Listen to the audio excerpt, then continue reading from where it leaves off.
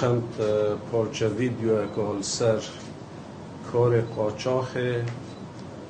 هندک کساک و هندک پلاگهت نیاسایی داینه کاری در غیر رینمایی ها پشتی او بریارت پارک اومدای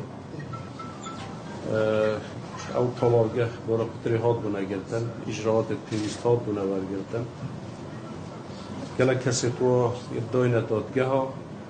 گله کسات بونه زندان کرن و کفالت تاتیه بردان و نو کجی دوسیه همیه دادگه داخل دادگه پیوندی داد که این کو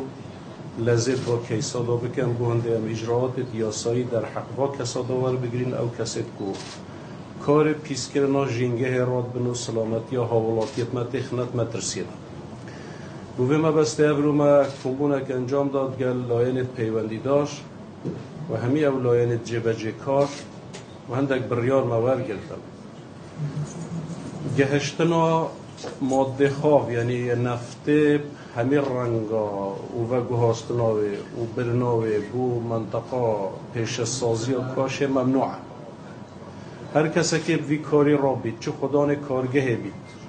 یا نو سیاره ود گوهزن از داخاز الوا خدان تانکرات کرد اجراعاتت مده تند بن هر کسی بهتا گرتن دیم نابردن سیاره تواجی دهینه حجز کردن سیاره تواجی ناهینه بردان هر کسی حالی کاری جیب کرد دهیتا گرتن و ده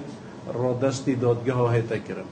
بوه ما بسته ده کمبونه گل دادگاه ها سیمیل جی هیتا کرن بونده اف اجراعاتت تندتر بن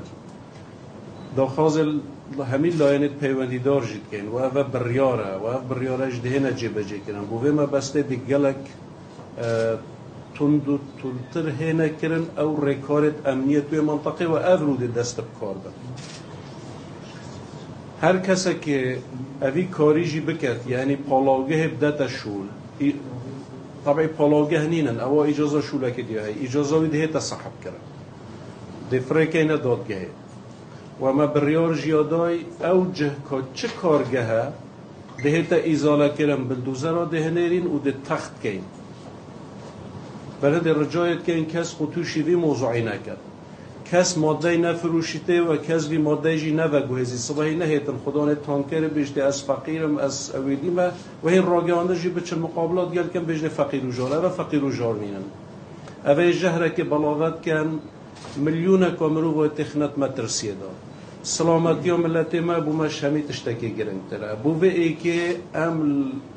هر ریکاره که هر ریکیش دیگری نبر بو هنده سلامتی و ملتی ما پاراستی بید رجاء کس خود توشی مشکله نکرد چنکی ام ده اجراعاتت ما گلک تند بن و الوی لحظه وی بن ام ده ویگاوه مجبور بین او کسی دوا جهادا یعنی دوا کارگه هادا وی کاری انجام بدد ام ده مجبور بین بلدوزه را اوی عردی همی تشتوی ده تخت که اجراعاتت ما تندن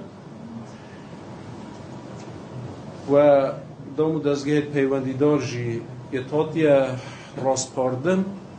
و حیز تقویت جی الافرو ده دست بکار بن و 24 ساعت و همی او منطقه جده تا کنترول کرن